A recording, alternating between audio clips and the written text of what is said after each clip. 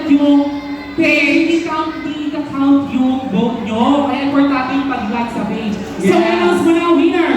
And the winner is... Team number 4!